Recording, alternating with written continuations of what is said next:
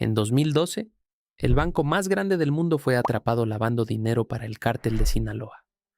881 millones de dólares. El gobierno de Estados Unidos tenía las pruebas, tenía los nombres, tenía las cuentas, tenía todo. Y aún así, nadie fue a la cárcel, ningún ejecutivo, ningún directivo, ningún gerente, nadie. Lo que estás a punto de escuchar no es una teoría de conspiración. Es lo que el propio Senado de los Estados Unidos documentó en 340 páginas de evidencia. Y la razón por la que estos banqueros quedaron completamente libres te va a hacerte entender cómo funciona realmente el dinero en este mundo. Pero antes de llegar ahí, necesito contarte sobre un hombre, un empleado de bajo nivel en una sucursal de Nueva York. Un hombre que vio todo esto 5 años antes de que el mundo lo supiera, que intentó detenerlo y que fue destruido por intentarlo. Vamos a llegar a él. Primero necesitas entender quién es HSBC. HSBC.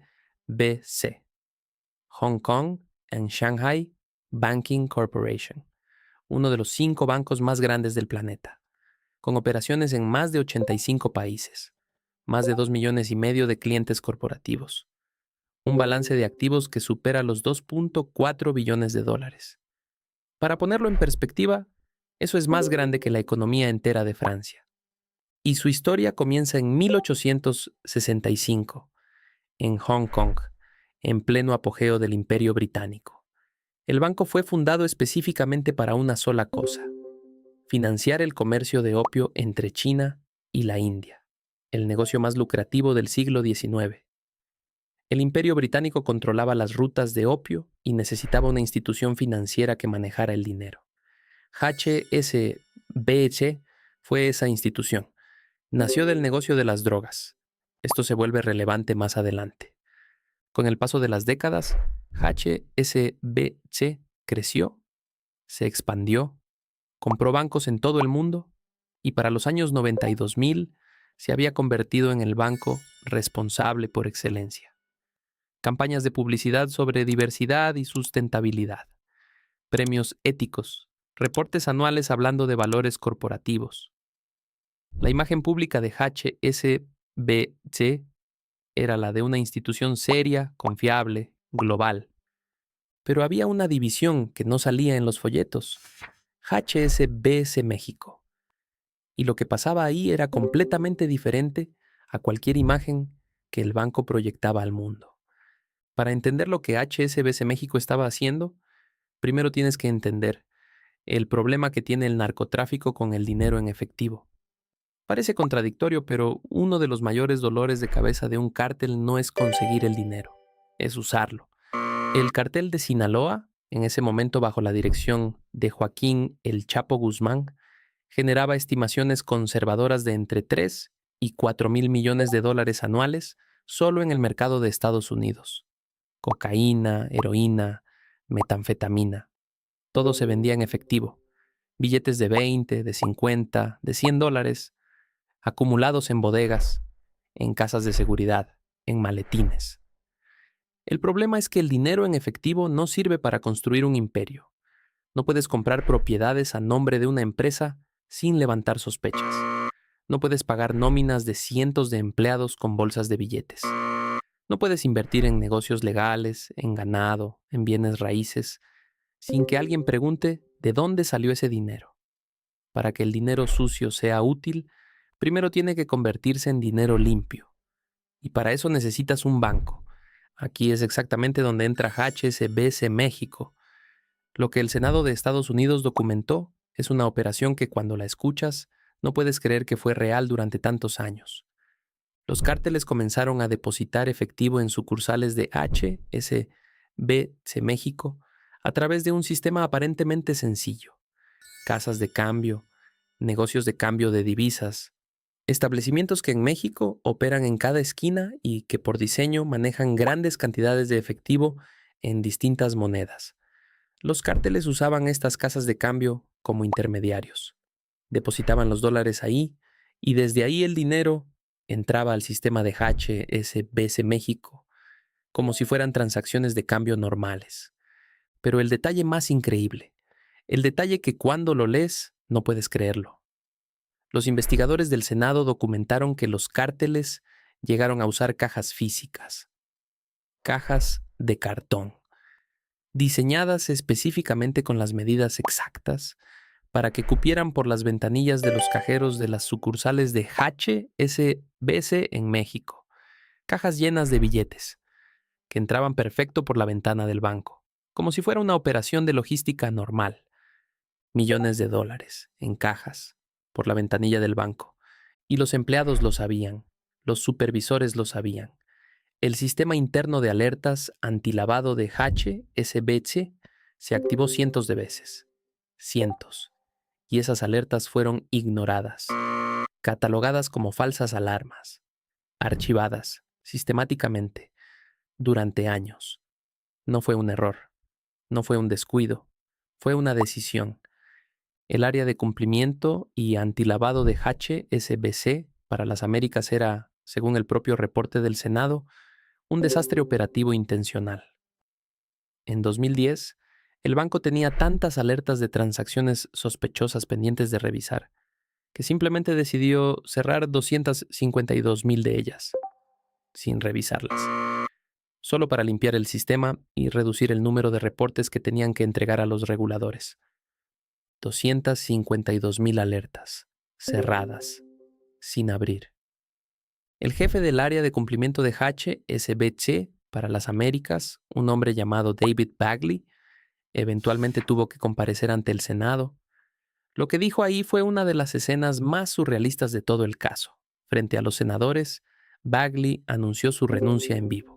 Dijo que era lo correcto y se fue, sin consecuencias legales, sin cargos, con su pensión intacta. Ahora viene John Cruz. John Cruz era gerente de relaciones con clientes en una sucursal de HSBC en el estado de Nueva York. No era un ejecutivo de alto nivel. Era un empleado de rango medio que hacía su trabajo. Y en 2007, 5 años antes de que el escándalo llegara a los titulares, Cruz empezó a ver cosas en las cuentas que manejaba que no tenían ningún sentido.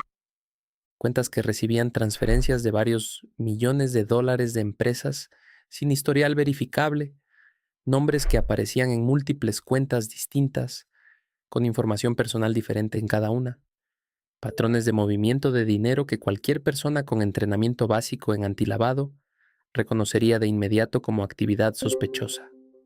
Cruz hizo lo que se supone que debes hacer. Reportó todo internamente, llenó los formularios correspondientes, escaló a sus supervisores directos, documentó cada caso con detalle, pidió que alguien con más autoridad revisara las cuentas. Le dijeron que estaba equivocado, que exageraba, que esas cuentas estaban dentro de los parámetros normales, que no era su trabajo cuestionar a los clientes de esa forma. Cruz siguió presionando, siguió documentando, siguió reportando.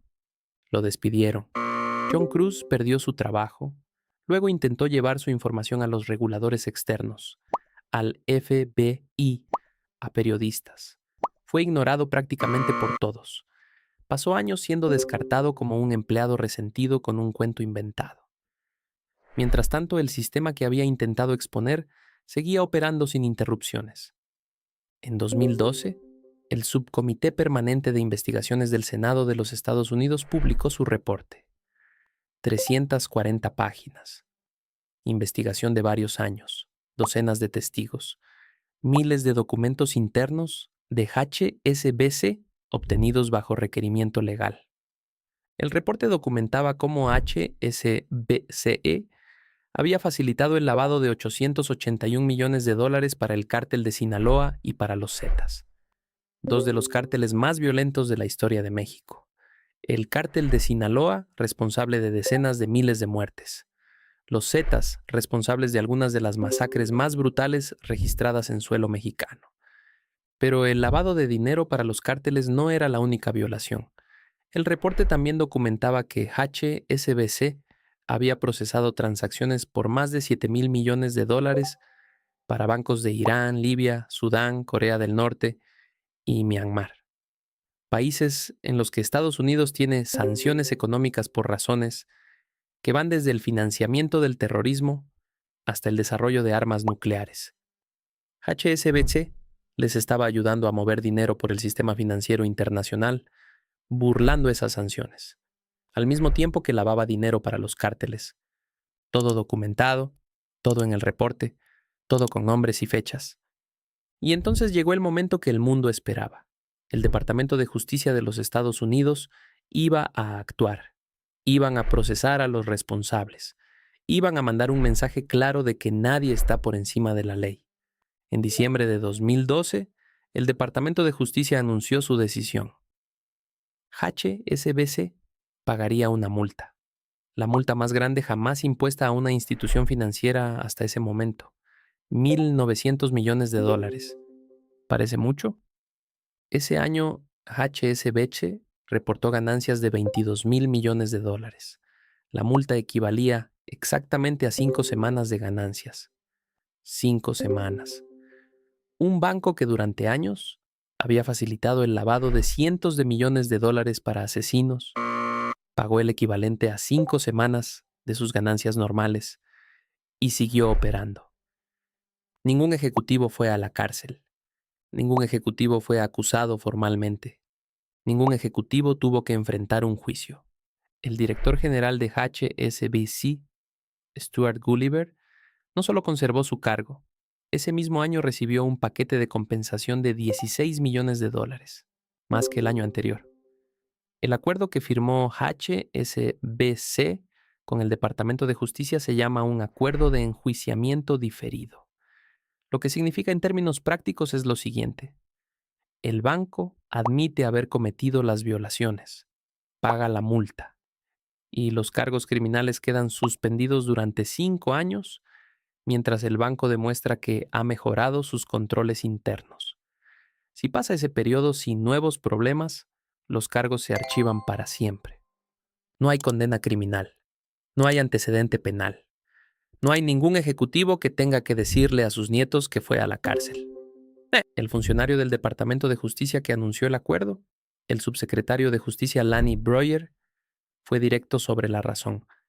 Dijo que procesar criminalmente a HSBC podría generar consecuencias colaterales que afectarían la estabilidad del sistema financiero global, que un banco del tamaño de HSBC, con operaciones en 85 países, si era procesado criminalmente, podría desestabilizar mercados enteros.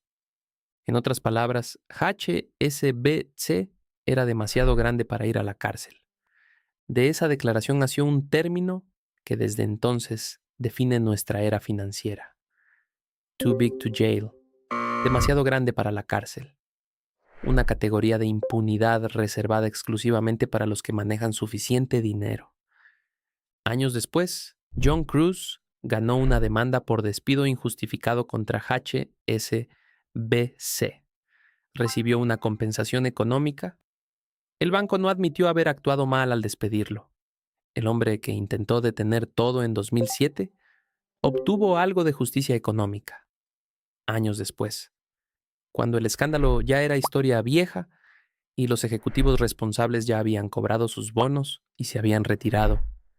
Hay algo en todo esto que casi nadie conectó cuando salió el reporte.